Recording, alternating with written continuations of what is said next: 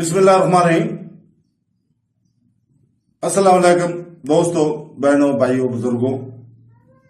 ہم آج کی اس تعلیمی ویڈیو میں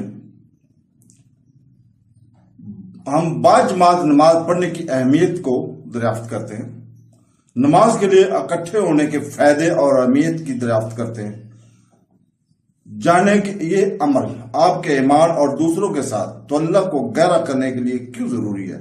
اگر آپ کو یہ معلومات قیمتی لگیں تو لائک ضرور کریں اور اپنے دوستوں کے ساتھ شیئر بھی ضرور کریں۔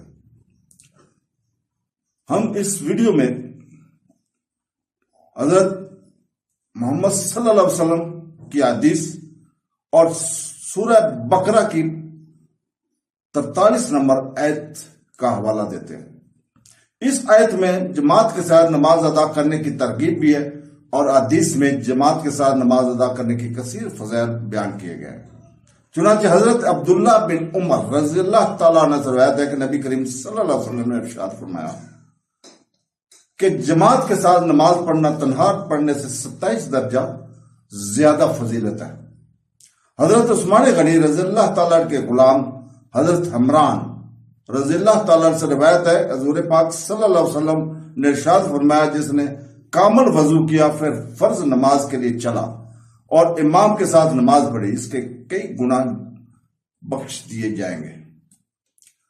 حضرت ابو ہریرہ رضی اللہ تعالیٰ عنہ سے روایت ہے کہ حضور پاک صلی اللہ علیہ وسلم پر ارشاد فرمایا، جو اچھی طرح وضو کر کے مسجد کو جائے اور لوگوں کو اس حالت میں پائے کہ وہ نماز پڑھ چکے ہیں تو اللہ تعالیٰ اسے بھی جماعت سے زیادہ اس نماز میں جماعت کے برابر ثواب عطا فرمائے گا اور ان کے ثواب سے کچھ کم نہ ہوگا۔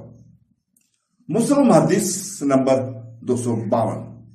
حضرت ابو ہریرہ رضی اللہ تعالیٰ عنہ سے روایت ہے، رسول پاک صلی اللہ علیہ وسلم نے ارشاد فرمایا، منافقین پر سب سے زیادہ بھاری عشاء اور فجر کی نماز اور جاننے کے اس میں کیا ہے۔ تو دوستو، اور بے شک ارادہ کیا کہ نماز قائم کرنے کا حکم دوں، پھر کسی کو حکم فرماؤں کہ لوگوں کو نماز پڑھانے، اور میں اپنے ہمراہ کچھ لوگوں کو جن کے پاس لکڑیوں کے گٹھے ہوں ان کے پاس لے کر جاؤں جو نماز میں حاضر نہیں ہوئے، اور ان کے گھر ان پر آگ سے جلا دوں۔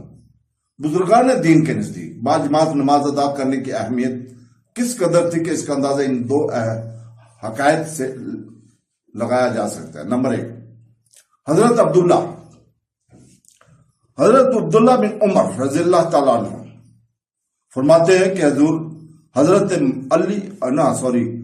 عمر فاروق رضی اللہ تعالیٰ عنہ اپنے ایک باغ کی طرف تشریف لے گئے۔ جب واپس ہوئے تو لوگ نماز اثر ادا کر چکے تھے۔ یہ دیکھ کر آپ رضی اللہ تعالیٰ نے انا للہ و انا الیہ راجعون پڑھا اور ارشاد فرمایا، میری عمر کی جماعت فوت ہو گئی ہے، لہذا میں تمہیں گواہ بڑھاتا ہوں کہ میرا باغ مساکین پر صدقہ ہے تاکہ یہ اس کام کا کفارہ ہو جائے۔ تو دوستو، حضرت حاتم رحمت اللہ علیہ فرماتے ہیں، ایک مرتبہ میری باجماعت نماز فوت ہو گئی تو حضرت ابو اسحاق بخاری رحمت اللہ علیہ کے علاوہ کسی نے میری تعزیت نہ کی، اور اگر میرا بچہ فوت ہو جاتا تو 10,000 سے زیادہ افراد مجھ سے تعزیت کرتے، کیونکہ لوگوں کے نزدیک دینی نقصان سے کم تر سمجھا جاتا ہے۔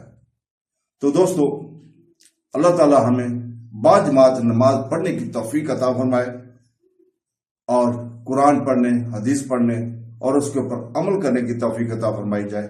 آمین ثم آمین۔ اللہ حافظ۔